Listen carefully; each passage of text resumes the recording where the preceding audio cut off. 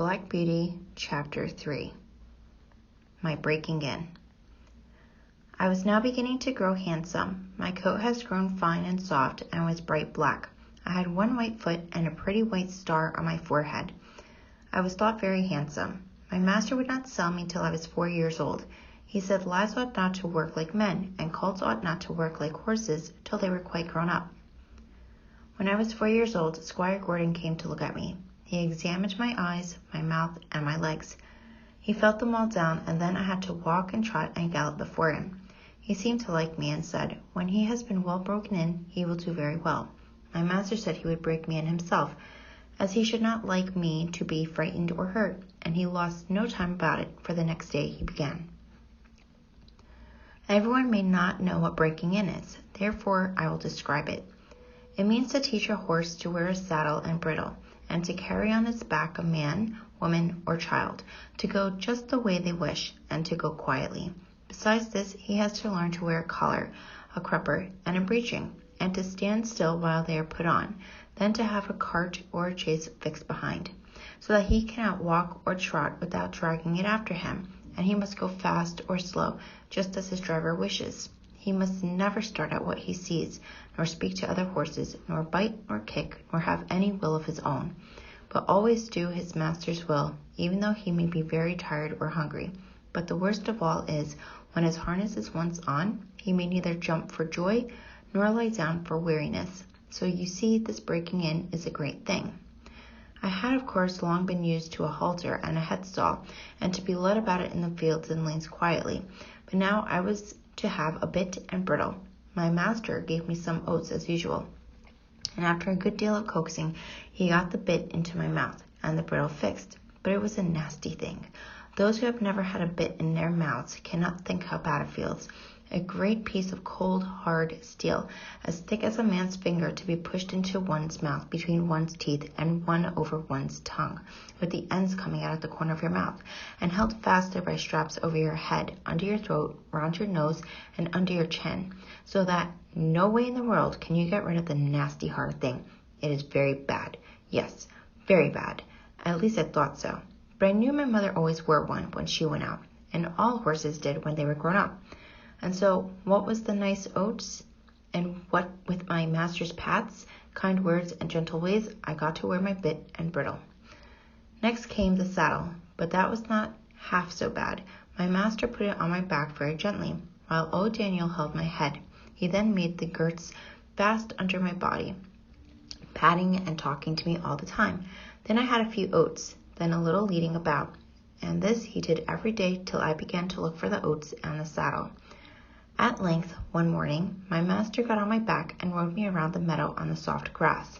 It certainly did feel queer, but I must say I felt rather proud to carry my master, and as he continued to ride me a little every day, I soon became accustomed to it. The next unpleasant business was putting on the iron shoes. That too was very hard at first. My master went with me to the smith's forge to see that I was not hurt or got any fright. The blacksmith took my feet in his hand, one after the other, and cut away some of the hoof. It did not pain me, so I stood still on 3 legs till he had done them all. Then he took a piece of iron, the shape of my foot, and clapped it on, and drove some nails through the shoe quite into my hoof, so that the shoe was firmly on. My feet felt very stiff and heavy, but in time I got used to it. And now, having got so far, my master went on to break me to harness. There are more new things to wear. First, a stiff, heavy collar just on my neck, and a bridle with great side pieces against my eyes called blinkers. And blinkers indeed they were, for I could not see on either side, but only straight in front of me. Next, there was a saddle with a nasty stiff strap that went right under my tail. That was the crupper. I hated the crupper. To have my long tail doubled up and poked through that strap was almost as bad as the bit. I never felt more like kicking, but of course I could not kick such a good master, and so in time I got used to everything, and could do my work as well as my mother. I must not forget to mention one part of my training, which I have always considered a very great advantage. My master sent me for a fortnight to a neighbor's farmer's, who had a meadow which was skirted on one side by the railway. Here we saw some sheep and cows, and I was turned in among them. I shall never forget the first train that ran by. I was feeding quietly near the pales which separated the meadow from the railway, when I heard a strange sound at a distance, and before I knew whence it came, with a rush and a clatter and a puffing of smoke, a long black train of something flew by and was gone almost before I could draw my breath. I turned and galloped to the further side of the meadow as fast as I could go, and there I stood snorting and with astonishment and fear. In the course of the day, many other trains went by, some more slowly. These drew up at the station close by, and sometimes made an awful shriek and groan before they stopped.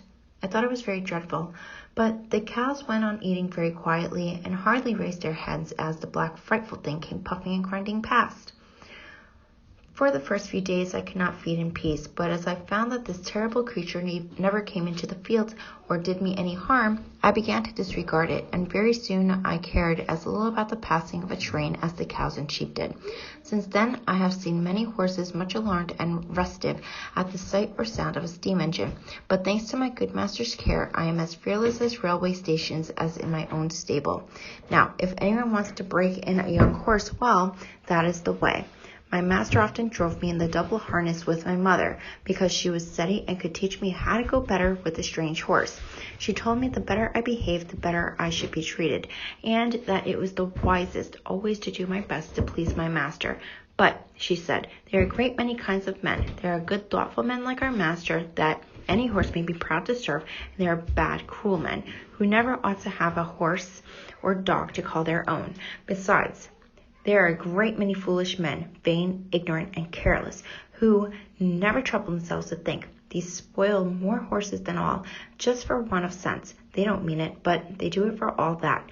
I hope you will fall into good hands, but a horse never knows who may buy him, or who may drive him. It is all a chance for us, but still I say, do your best wherever it is, and keep up your good name. Thank you so much for listening to my Chapter 3 Black Beauty. Please subscribe to my channel. I'd love to have you as part of my YouTube family. Also, hit that like button. Thank you so much, and see you at Chapter 4.